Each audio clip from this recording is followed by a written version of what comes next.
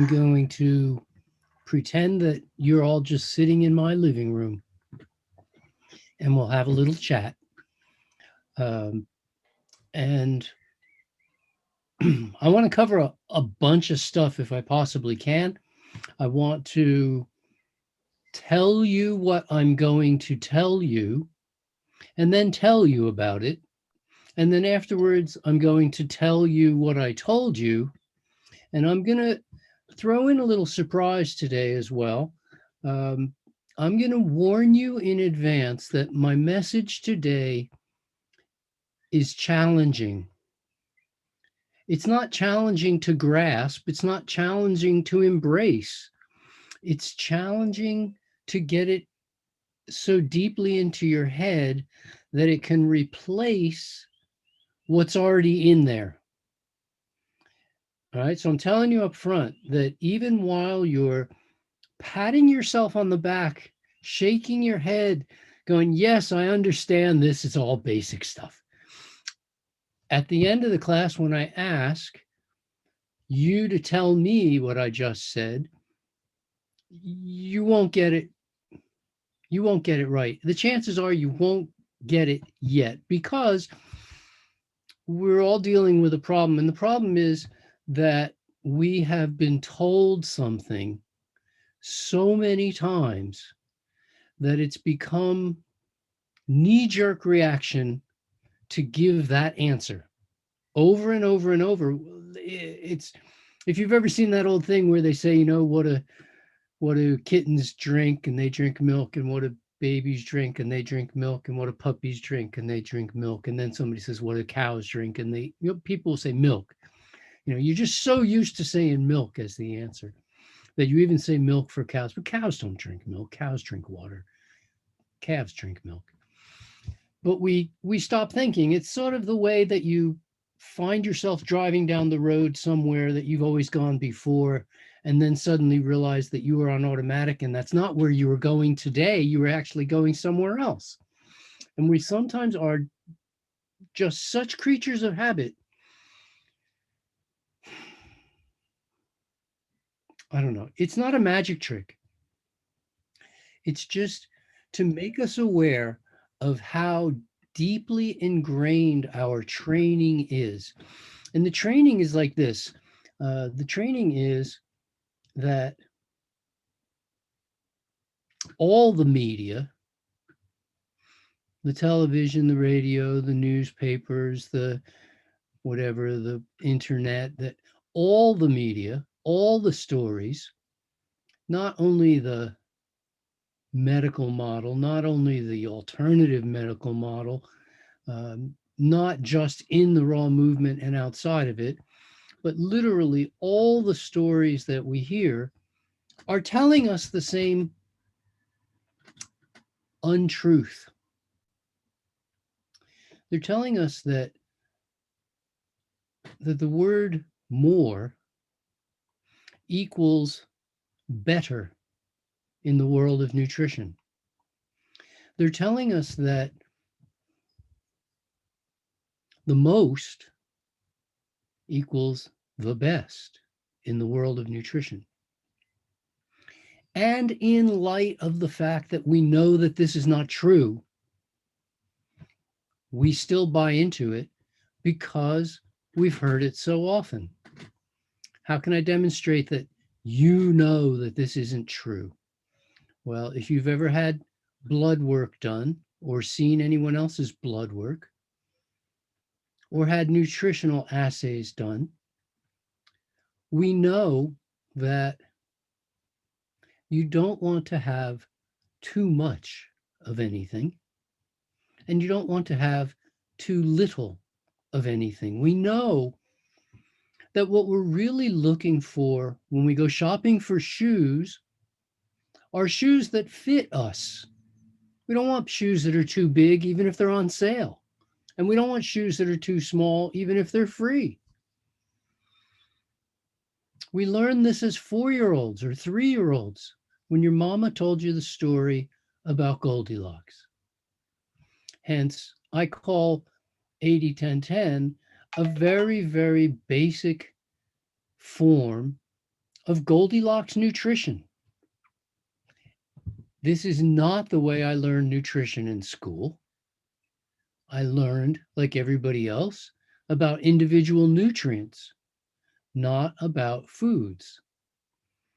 I learned about nutrition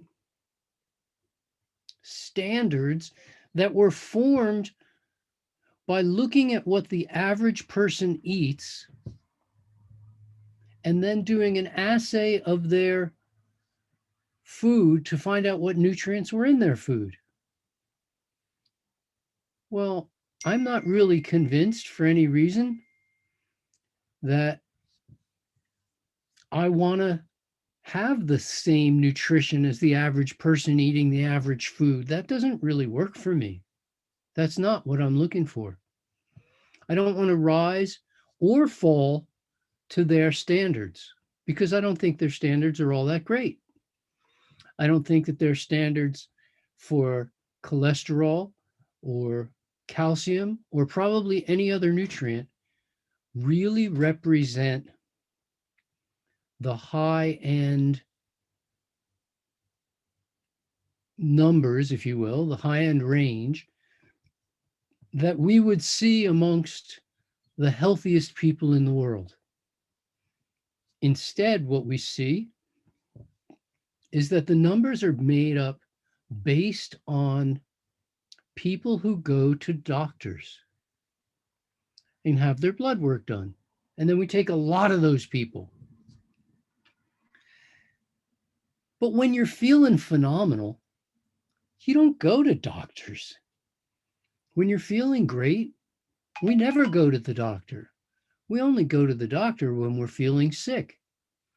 So whether one sick person has their blood analyzed or 100,000 sick people have their blood analyzed, why in the world would we want our blood work to match that of 100,000 sick people? I'm not really looking at their blood work as if it was healthy. Now, I understand that their blood work could well be average. Their blood work could well be normal, but it's not healthy blood work. And to make it healthy doesn't always equate to giving us more of this, that, or the next thing. In fact,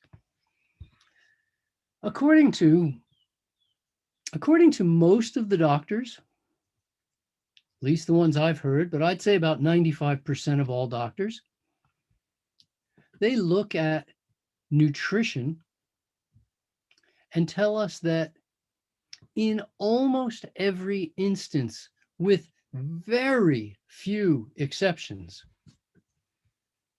the nutritional diseases that we find in the Western world are diseases of excess, not deficiency.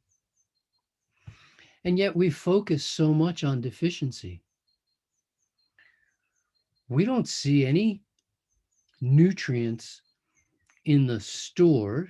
If you go to a health food store or wherever you go to shop for your nutrients, we don't see nutrients being sold that will lower your level of vitamin A in case you're too high, or that will lower your zinc in case you're too high, or anything else. All we see are supplements that will raise your levels and raise your levels and raise your levels. This is the only thing we see. And this is why I say the media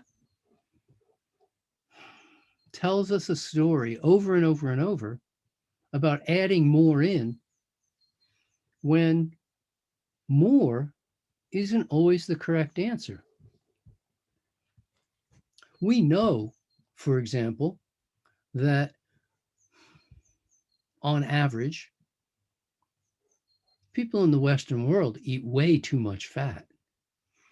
But fat can be broken down into different qualities. And some of that fat can be considered omega-3s, and some of it can be considered omega-6. And we actually care in the health field about the ratio of omega-3 to omega-6. And in general, in the Western world, we see that the omega-6s greatly outbalance or overbalance the omega-3s. Now, this is important because omega-3s allow your blood to continue to flow, and omega-6s encourage your blood to clot. And you don't really want to have blood clots when you don't want them. You only want blood clots perhaps if you get cut or if something happens to you. You don't want blood clots just, you don't want blood clots in your brain when you don't have anything else, any other reason for a clot. And this is what happens if the omega-6 starts to become overbalancing of the omega-3s. The solution presented by most people is add more omega-3. Well, we already had a situation of too much fat. Adding more fat doesn't solve the problem. This is a classic example where reducing the omega-6 would actually work to most people's benefit. And consuming less fat would give them better nutrition. Now, the interesting thing about all this, to me, is the way the standards were set in the first place was super intelligent. A bunch of German doctors got together and said, let's look at what the average German person eats, and then we can evaluate the nutrients in that food. And as long as they're not sick or diseased or something, then we should start calling those levels of each nutrient that should be the standard. And that concept made perfect sense, except that they started with the wrong diet. And so they started with the diet that was just the standard German diet, heavily overbalanced towards the consumption of meat and organs and foods that are so far away from what a human should eat that to then call those nutrient intake levels normal, let alone healthy, is completely wrong. It doesn't make any sense. Now, if we started from 80-10-10 and looked at a person who was eating just fruits and vegetables and did a nutrient assay on their food, we'd come up with completely different normals. And it would be rather interesting to see because some things come out very close to the same, but some things are so far off that it's actually scary. And you've heard me talk before about having research, great scientists, Linus Pauling, for instance, almost 70 years ago, came up with a concept for which he earned a Nobel Prize. And he said we need to have about 100 times as much vitamin C in our diet as we do. And he won a Nobel Prize worth millions. But in the world of nutrition, he was laughed right out of science. They said you can't eat 100 times as much vitamin C as we usually do. The only way to do that would be to supplement all the time. And people aren't designed to supplement all the time for everything. That was only 70 years ago. It turns out that if you just eat fruits and vegetables, you get exactly as much vitamin C as Linus Pauling was suggesting 70 years ago. It's not impossible to do. All you got to do is eat the right foods. So how do we make that work, and how do we tie some of this together?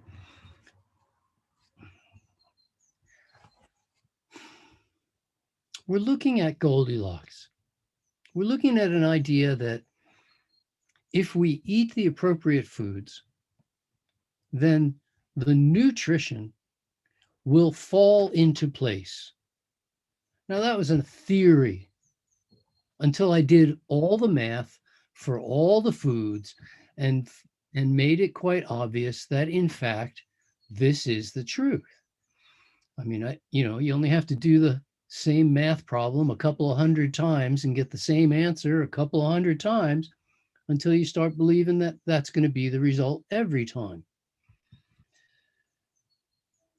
So far, at least in the last 20 years since I've been lecturing about 80-10-10, no one has been able to come up with a single nutrient where they go, oh, 80-10-10 is a great diet, but it's insufficient or over sufficient in this, that, or the next thing. They haven't found a chink in that armor.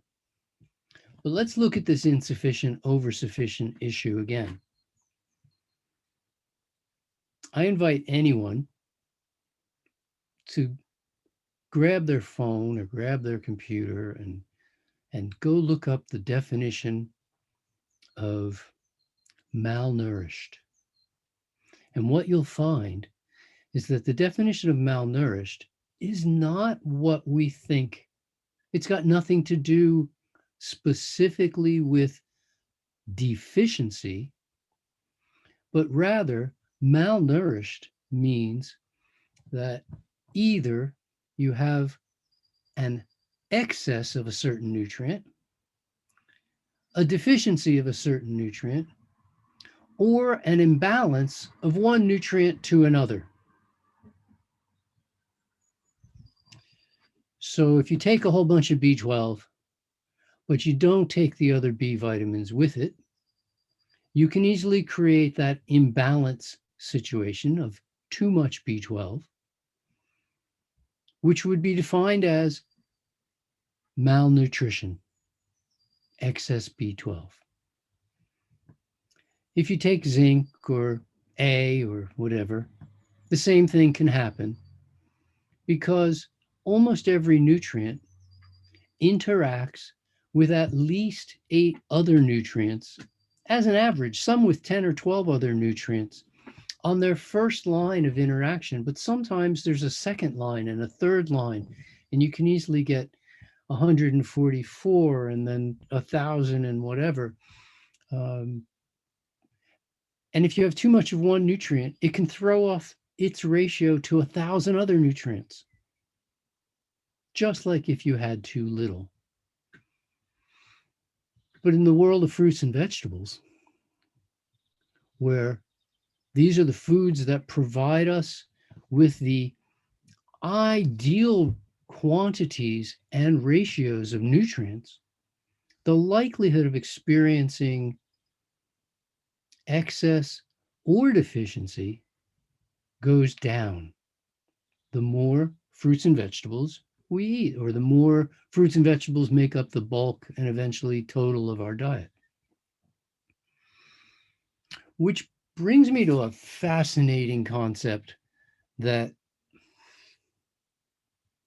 I'll be darned if I fully understand this. I've got a psychologist friend that I'm going to have to ask. Maybe he'll explain it to me a bit better. But anybody in the room ever joined Amway? Just nod if you've joined Amway ever in your life. All right. I'm not knocking it. I was there too once. And I just couldn't work it enough to make it work. It wasn't that the thing didn't work. I just couldn't work it enough to make it work. But the odd thing about Amway is that when people get in Amway, they seem to lose all their social graces. Your friends get in Amway, and then all of a sudden, that's the only thing they want to talk to you about. And they really want you to join with them and do it with them, and they become a pain in the butt. And I'm wondering what happened to all their social grace. How come they don't have other things to talk about? How come they don't have a life? How come they don't have kids anymore and a wife and a job and hobbies and interests and books that they've read? How come the only thing they can talk to me about anymore is Amway? Well, who's done that with raw foods? I sure did. I was guilty for a while. This is the only thing I talked about with people. It's like, come on, Doug, get a life. There's way more to life than just talking about that. And there is. There is. So we learned certain things And then when we learn other things, we somehow forget about the initial things. And I don't full well understand how that is, whether that's whether that's just a man woman thing. We men want to get to the goal, women want to enjoy the process. I'm not saying that's how it is, but maybe that's the thing. I don't know what the thing is, but long before I learned about raw foods, long before I learned about low fat raw vegan, long before I learned about vegan, before I'd even heard of vegetarian,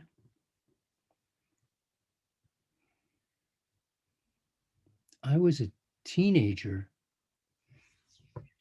maybe single digits, maybe 10 or 12 years old, when teachers started talking to me about a concept called whole foods.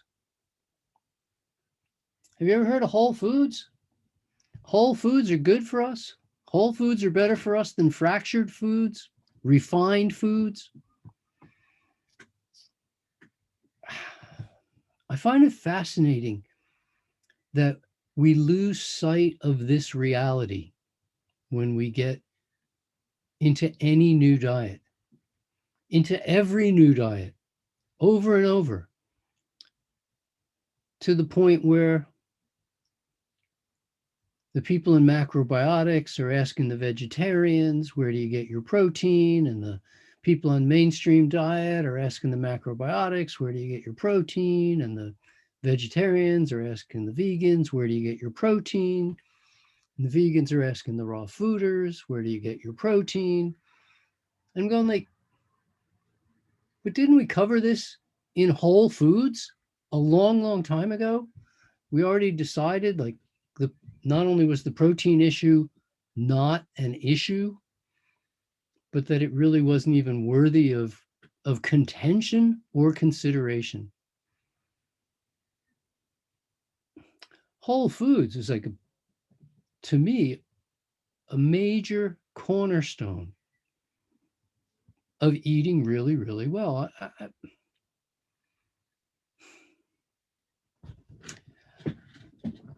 I'm shocked.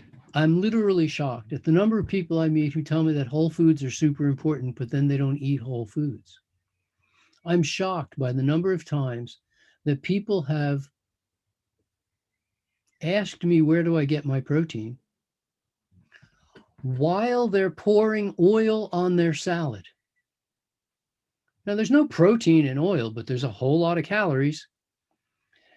And I'm wondering, where are they getting their protein if they're just using oil, a high calorie food with no protein?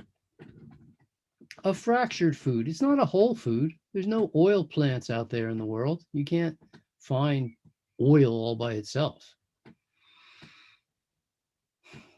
Most of the vegan doctors tell us to avoid oil at all costs, to shun oil, to move away from all refined oil products and things that have oil in them.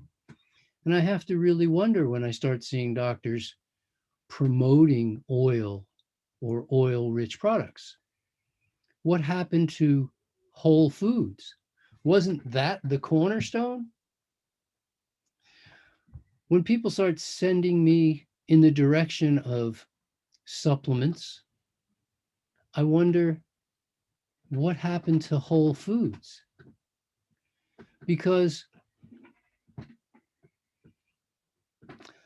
I learned some basic terminology a long time ago.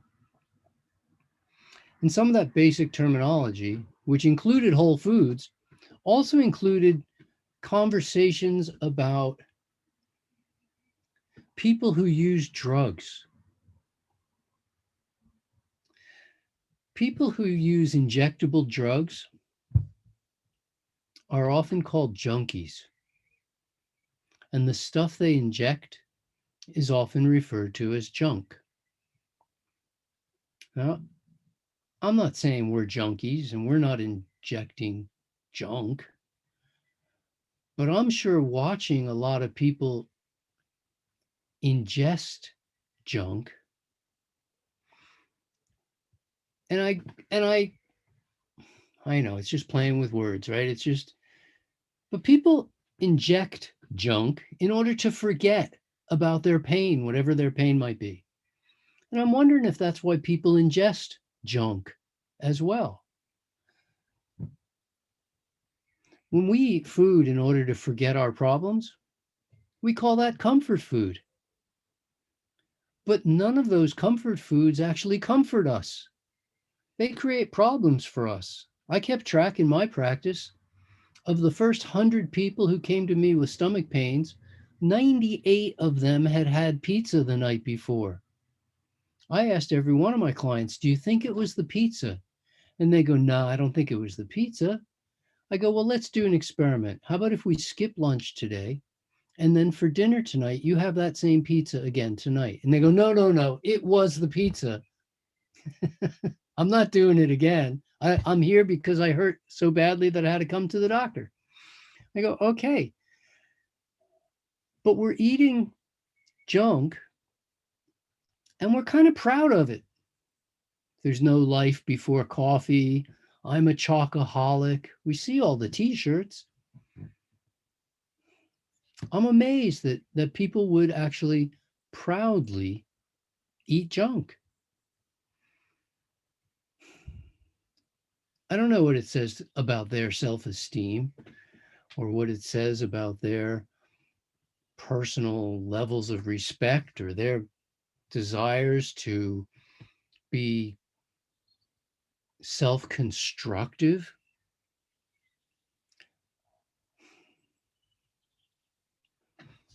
But as a pretty small kid, I learned that the the way you make junk is by adding calories that are called empty calories into the food.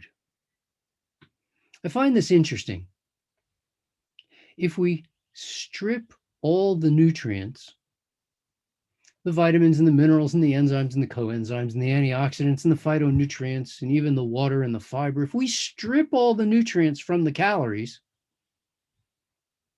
and end up with just refined white sugar or refined white flour,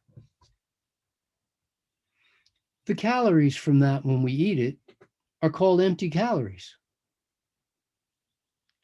But if we strip all the nutrients, the vitamins, the minerals, the enzymes, the coenzymes, the antioxidants, the phytonutrients, the water, and the fiber, until the only thing we're left with is protein powder, that's considered health food. Well, I don't get it. Protein is a source of calories. And if all the nutrients have been removed from that calorie source, why isn't protein powder considered empty calories? Junk? But no. Especially if it comes from peas, then it's really good, right? No, it's just empty calories. And if we strip all the nutrients, vitamins, minerals, enzymes, coenzymes, antioxidants, phytonutrients, fiber, and water, if we strip everything, if we strip the carbohydrate and we strip the protein, and the only thing left is fat, whether it's solid fat or liquid oil, when the only thing left is fat, we don't call that empty calories. There's people who respectably make a living selling oil, the really good oil, the really expensive oil, the extra virgin oil, the extra virgin oil,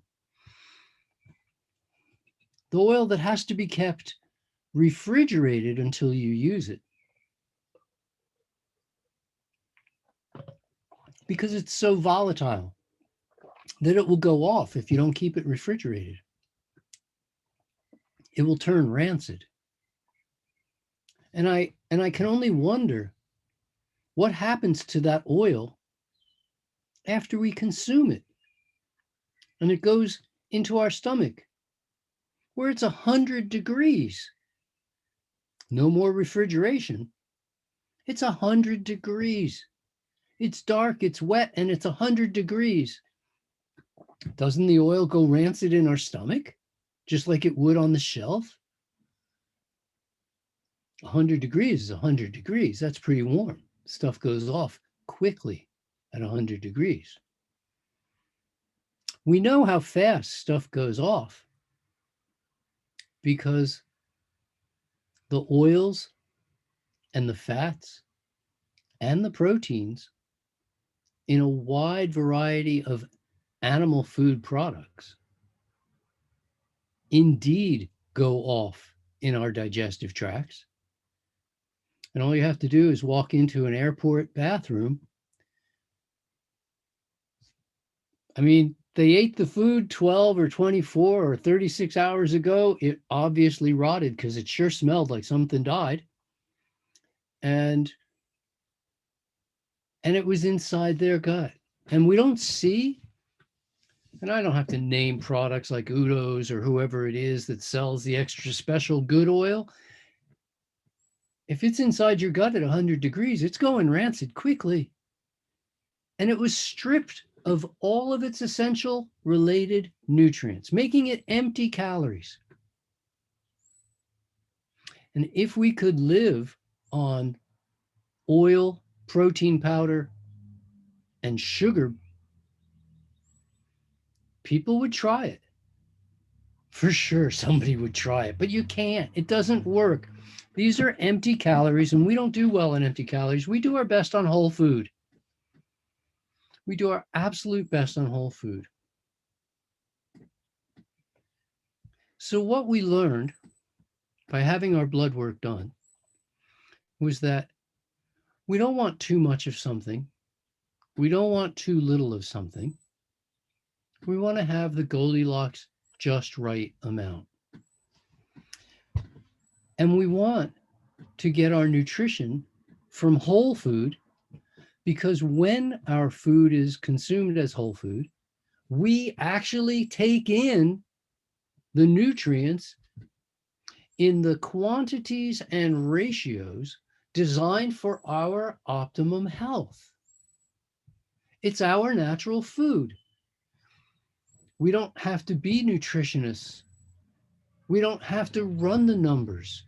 We don't actually have to do anything in terms of food. Now, there are many factors of nutrition that don't have anything to do with food. And I've talked about those in a prior presentation.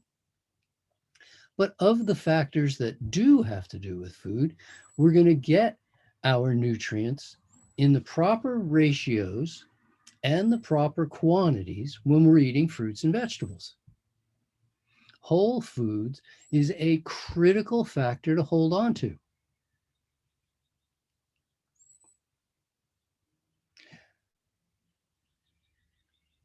Empty calories, in order to make junk food, make some sense on some levels to some people. They can see it. They have a little harder time with is the other side. What happens if you only consume fiber? If you strip the fiber away from food and strip all the other nutrients, then the fiber is an empty nutrient. Can we see that? Or what happens if you took the water out of fruits and vegetables and you took away all the vitamins and minerals and enzymes and coenzymes and antioxidants and phytonutrients and the fiber and the protein and the fat and the carbohydrate, and the only thing you were left with was this crystal pure water? It would be a nutrient, but it would be empty of all the things that were in the apple besides the water, or that were in the mango besides the water. Or what if we took zinc or vitamin E or iron or any other nutrient that you care to name? And what if we focus in on vitamin A and we go, let's remove everything else from this carrot except the vitamin A. And we do that same trick again, and we remove enzymes, coenzymes, antioxidants, phytonutrients, protein, fat, carbohydrate, fiber, water. The only thing we're left with is vitamin A. Well, now we have a nutrient stripped of its associated nutrients and its associated calories. We have, in fact, what I would call an empty nutrient. How in the world anyone ever, including me, how in the world anyone ever bought into the idea that the vitamins and minerals that we see on the health food store shelves are more nutritious than the whole foods from which they came, totally escapes my understanding at this point in my life. I cannot justify that. I can't come up with a rationale to explain that. I can understand full well that somehow, somewhere, someone might go deficient in this, that, or the next specific nutrient. And isn't it great that we can keep them alive by giving them that specific nutrient to buy some time so that they can make the requisite lifestyle changes so that they don't go deficient again? Sure, I'm all in favor of life-saving interventions. I would never want to lose a patient while I said, yes, but I stayed true to my philosophy. No, the life is obviously more important, and we want to save lives. We're in the business of saving lives. But we're in the business of saving lives by being rational, not by saying more is better. So I've mentioned it time and time again here. We're looking at a Goldilocks view of nutrition.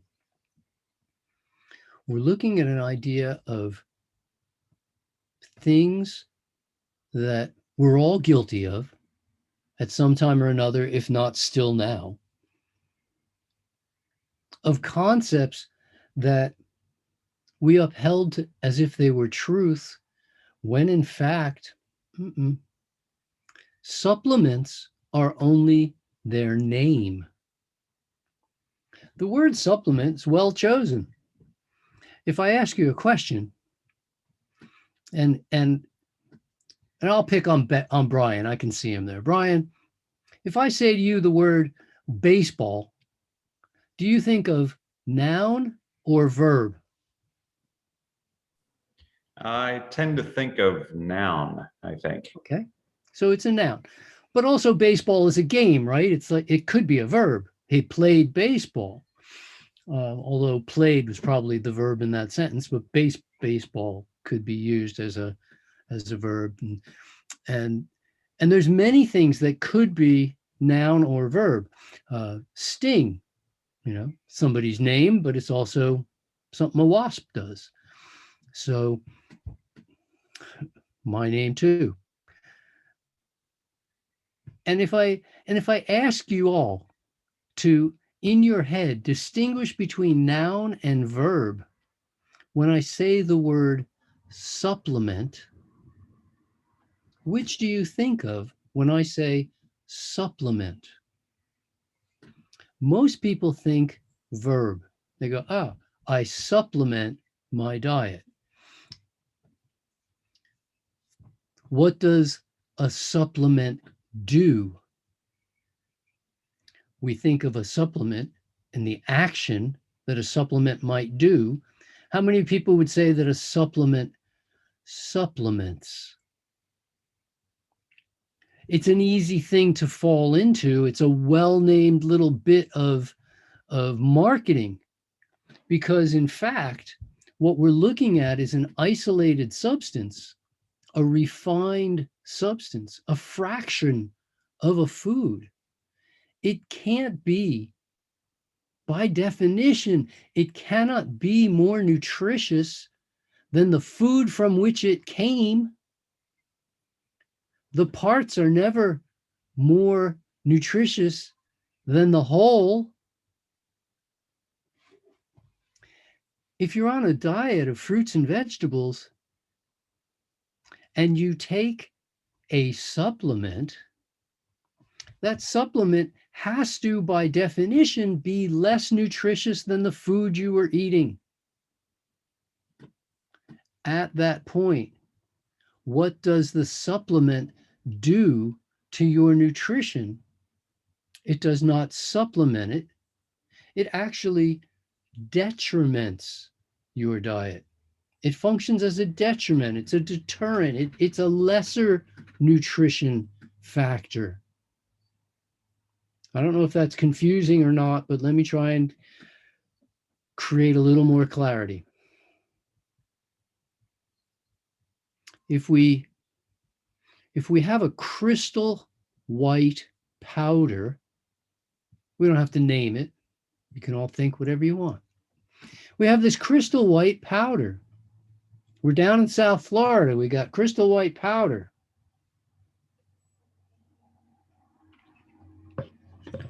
It's pharmaceutical quality pure. It's pharmaceutical grade. It's totally dehydrated. It has an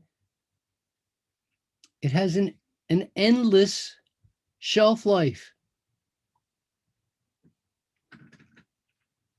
It's completely devoid of water. It's got no fiber. It's got no protein, no vitamins. It's just a crystal white powder. And it came out of a supplement jar. It was some kind of a supplement. Can that possibly be more nutritious than food? It's got all the wrong things about it. It's a fraction of a food. Whether it was vitamin A or vitamin Z doesn't really matter. Would your view of supplements change if we called them by a different name? You know, they say a rose is a rose. But what people call you certainly matters. I don't know, probably you have at least one family member who has some pet name for you that isn't super friendly and may not be some word we could repeat on this show. But if anybody else called me what my sister calls me, it would not be a compliment. From her, I take it. And I know it's a loving thing that she calls me. I won't even tell you what it is. But it's not nice. But we all have those. And if somebody calls you a name, the name matters. When we call crystal white, pharmaceutical grade, desiccated, eternal shelf life powder a supplement, it gives us a sense in our head that it's a verb, not a noun. And the same thing would be true if we called it a detriment. What if we called it, hey, can you go to the store and get me some vitamin A detriment, please? I mean, it's not as good for us as going to the store and buying some carrots. There's just costs more.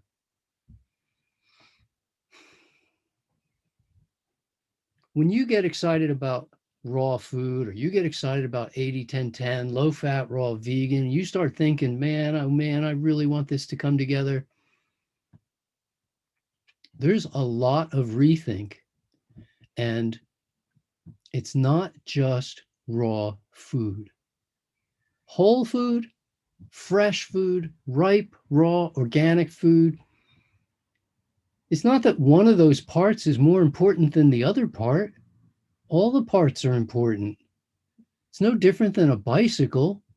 Imagine if you had a bicycle and had all the parts except the handlebar. I mean, you're in trouble. Or if it had all the parts except the seat, or all the parts except pedals. Whole foods are designed as whole foods whoever did that job, in order to be perfect for us, those are our foods. There's other creatures that eat them as well, but fruits and vegetables, as is, have to be most nutritious for us. Any questions so far? Feel free to unmute yourself, or I'm going to go look at the chat and see. I know some people have been writing. Ooh, not a lot. Okay. If there's any questions, I'll take them, and then I want to try to tie this all together. So the question is, what about B12? Good question. B12 is something I covered in a lecture. I think the last time we were doing Let's Cook Raw. But basically, B12 is not a foodborne nutrient. B12 comes from two places. We have what's called the extrinsic factor of B12, which comes as part of the metabolic waste from more than 100 different microbes that live in and on us amongst all the other places that it lives. Basically, dark, warm, wet places. So all of our mucous membranes carry more than 100 different kinds of bacteria that essentially poop extrinsic factor as one of their metabolic wastes. This extrinsic factor combines with what is known as intrinsic factor, which is produced in a little patch on our stomach of a specialized kind of a cell. And at that point in our stomach membrane, we produce intrinsic factor. The two factors combine together to make B12. It's not a foodborne thing. We don't get B12 per se from anywhere. It's not in any of our natural food in quantities that would be recognized as sufficient. There's no animal that makes it. If you eat ducks or if you eat cows, you're not going to get more B12 than you would if you ate leaves or mangoes. You make your own.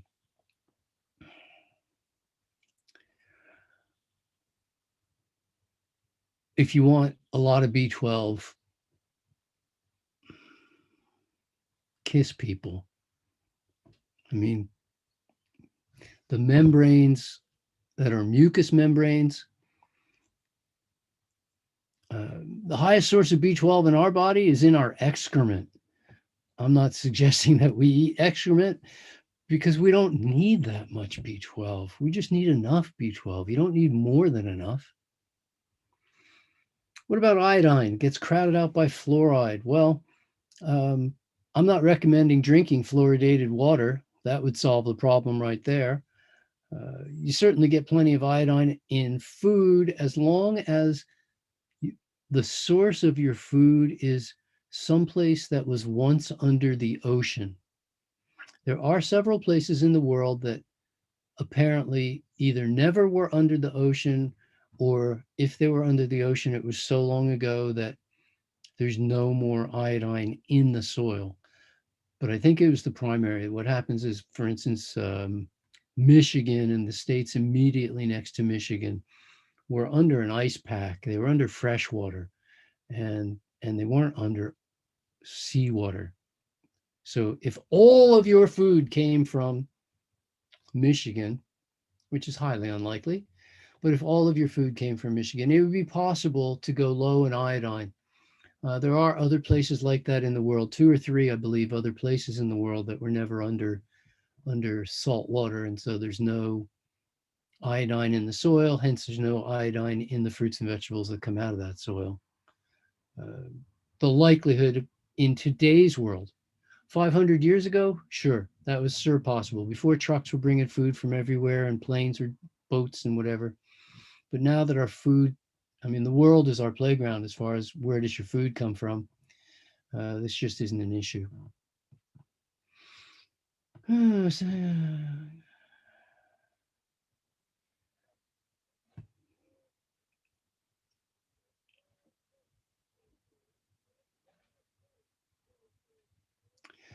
Okay, so the question is about selenium and Brazil nuts. Let's do that one. It's a good question. I can't tell you the exact math, but I believe the last time I checked, if you eat a Brazil nut once a week, you've covered your selenium needs. If you eat enough fruits and vegetables, you've covered your selenium needs anyway without having to need a. You don't need to eat a Brazil nut, but a Brazil nut will give you all the selenium you need for a week if you didn't eat any fruits and vegetables.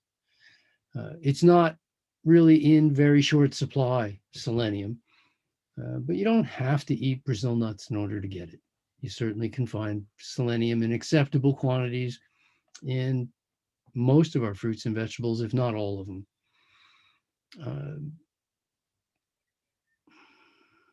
There's a good argument about what about the, okay, bear with me for a minute, okay? And I'll do this argument about nutrient dense soil.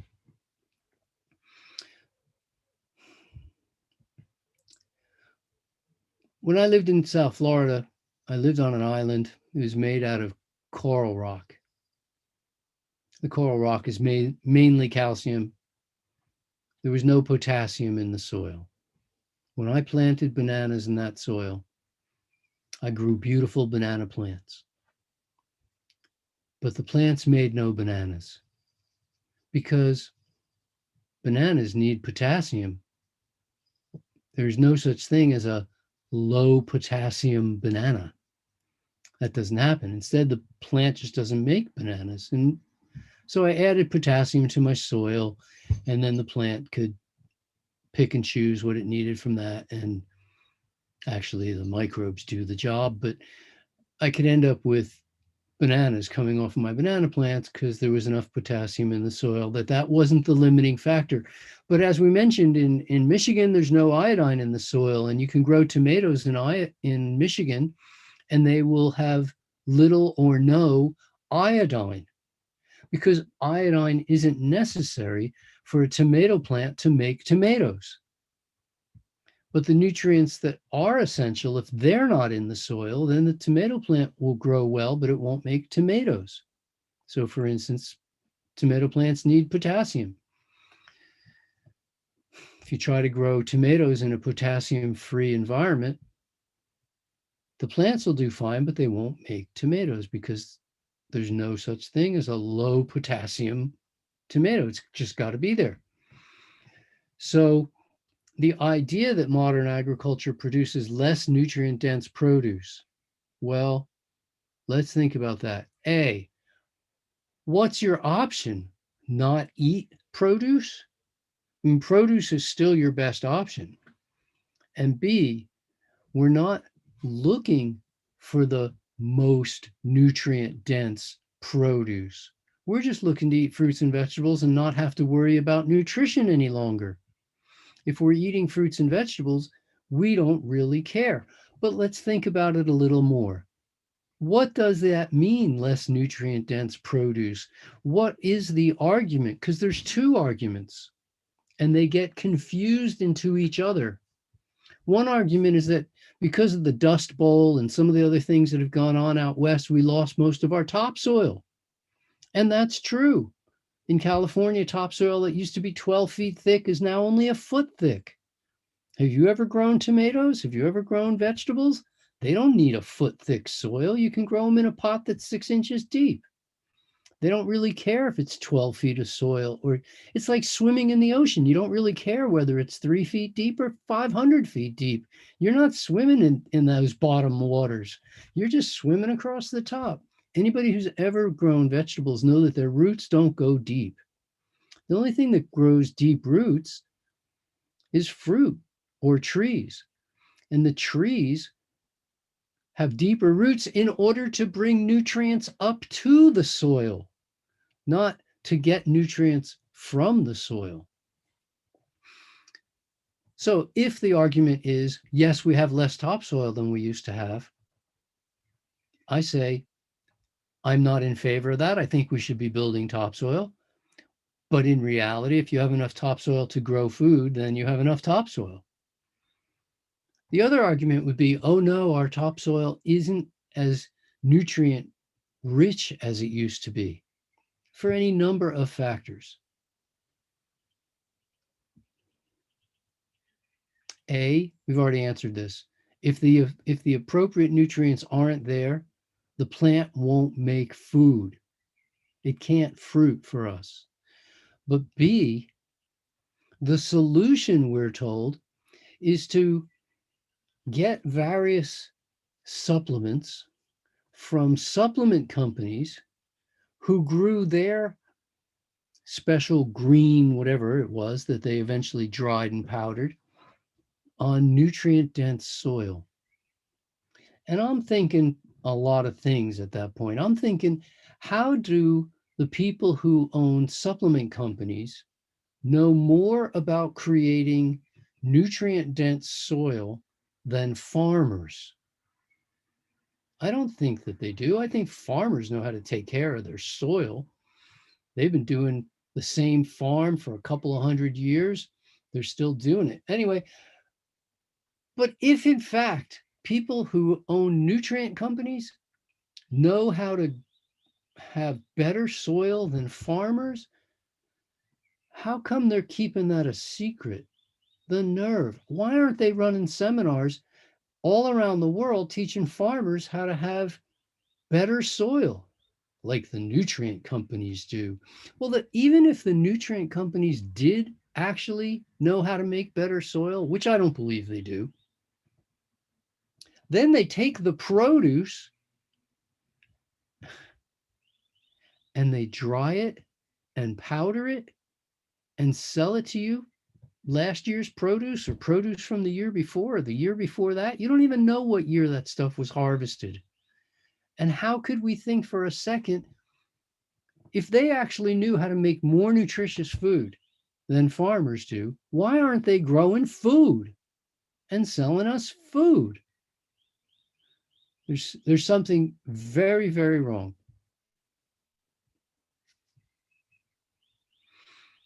Question. I have a question, Dr. Graham. Yes. So what do I do then with all those tests that we have showing the deficiency, or I just let it go and eat fruits and vegetables and don't even watch those tests? What's the action? Different people have different perceptions of how to go about doing that. I know myself and I know what I expect of myself. I know I should be able to pick up a certain object or not be able to pick up a certain object. I should be able to cover a certain amount of ground. I should be able to stay awake a certain number of hours. I should be able to think, clearly or not. My vocabulary should function in certain ways. If I'm not getting enough sleep, I know things go wrong. If I'm not eating properly, I know things go wrong. I know my digestive powers go off, or my physical performance goes off, or my mental performance isn't right. I know myself. I know what I expect my standards to be. But I'll be quite honest with you, I have no idea what my blood work standards are because I haven't had that done in 40 or 50 years. So I can't tell you my B12 level or my any other level because I've just never had it done. Nor am I worrying that something is wrong, because every indicator tells me that nothing is wrong. In fact, every indicator tells me everything is right. Everything works. I don't care which part of me you want to ask about. It all works. It all works like it always worked. And in that regard, I mean, it's really no different than it ever was. 20, 40, 60, it's all been the same so far, and everything works. And if something wasn't working, I would know for sure that something was wrong. I'd go, oh my gosh, I mean, like, I can't think straight, or I'm just gaining weight out of control, or I'm always tired. I mean, something's wrong. In which case, I would evaluate you based on your lifestyle. Someone else might evaluate you based on your blood work. I would make recommendations in terms of modification of your lifestyle. They might tell you, oh, let's see if we can do this, this, or this, and Jimmy with to get different blood work results. And by the time we do, you should feel better. Well, I'm not saying one is wrong and one is right, but it's not the way I would go about it. I wouldn't do it based on blood work, but in the same way that I wouldn't bet against myself with health insurance. I'm not going to say, oh, I'm thinking I'm going to get sick, so I better buy health insurance. I mean, why would I gamble against myself? I'm not thinking that way, but I'm certainly not thinking that way in terms of all this blood work and whatnot. You know, if I'm not poo-pooing blood work. I'm not saying not to do it. I don't say don't supplement either. People misquote me all the time about this. I just think that doing it prophylactically is a waste of time. I don't think that you should take every single supplement out there just because it exists. I don't think we should have every single test done just because it can be done. I see no point in that. If you're experiencing vibrant health, if you feel really well, if everything's working as well or better than it ever has, why would you suspect that something is wrong?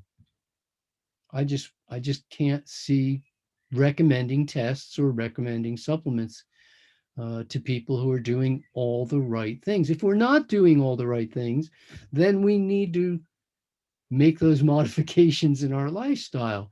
You know, if you're constant relying on a alarm clock because otherwise you just can't get up, or if you're relying on stimulants because otherwise you can't stay up, or you're expecting strength to attack you, but you never ever do strength training, or whatever it is, um, you know, we need to make those appropriate. This is called personal growth. We have to keep growing in every aspect of our lives.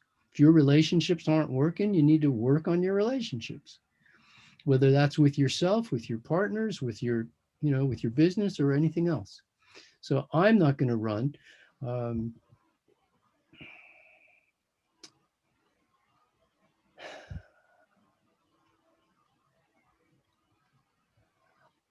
I don't know the answer. I don't know the answer, Feather. I don't know what to tell you there. I sure don't want to get into specific guidance in the course of a generic presentation, but again, I would say how you feel. Um, there are various factors where people eating more protein than we do have higher blood values. How high is your blood?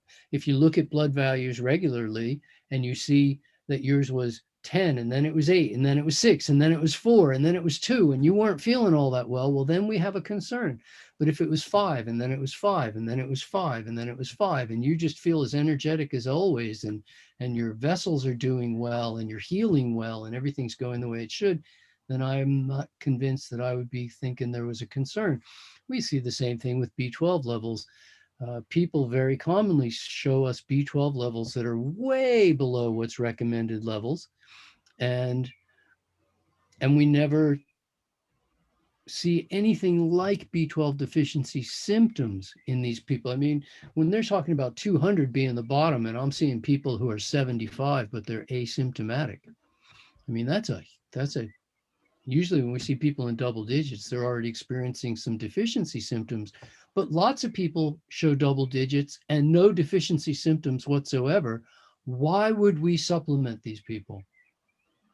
Have to ask, if they're showing no deficiency symptoms of any kind, why would we supplement? So I don't know. It becomes a question worthy of consideration between you and your philosophy and your health advisors. But for myself, I'm not in favor of better living through chemistry, nutritional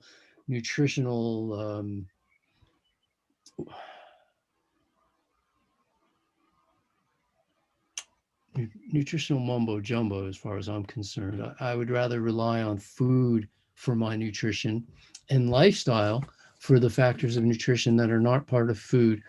So let's see. I promised at the beginning that I would ask you a couple of questions at the very end, and I don't know if I can view. If I can view the whole, let me see if I can view everybody or almost everybody here. I can Let view me a whole see. lot of you at once. Sure, I can.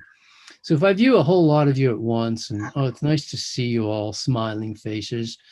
Um, let me ask a question because this is a more nutritionally savvy group than most of the people that I get the chance to speak with.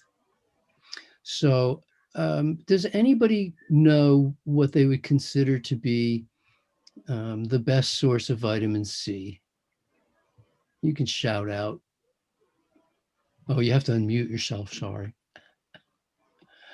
Robbie, what did you say? Fruits. Fruits. Anything? So that would be your whole answer. Okay. Anybody else? Pomegranates.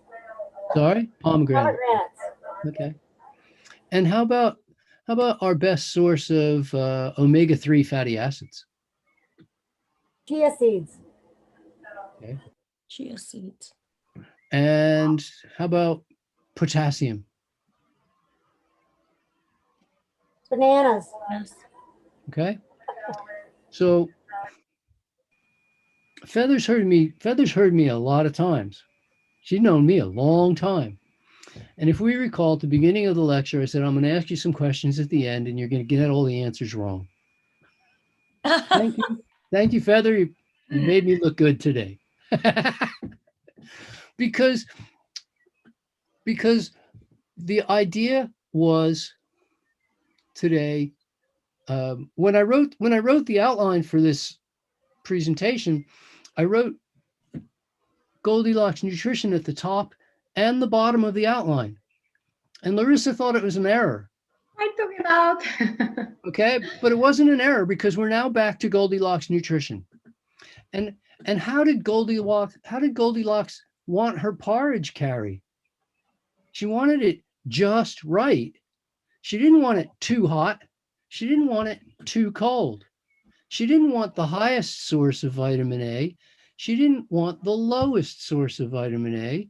She wanted her nutrition to be just right. So, Robbie, you are just right. Well done. Because when I ask what's the best source of this, that, or the other, and the answer almost invariably comes back with someone telling me the highest source, what they're telling me is that in their brain, they made a connection between best and highest, which is how the presentation began by me saying the best never equates to the highest. The highest source of potassium would be a potassium supplement, and that's not the best source of potassium. But the best food source of potassium is not the same thing as the highest source of potassium. So if somebody tells me, oh no, it's bananas, it's bananas, that's the highest source perhaps, but it's not necessarily the best. How many people have been asked when your friends see you eating all those bananas and they go, isn't that too much potassium? They might actually be right. It's like an awful lot of, if we didn't get rid of potassium incredibly easily, but via our perfectly functioning kidneys, it would indeed be too much potassium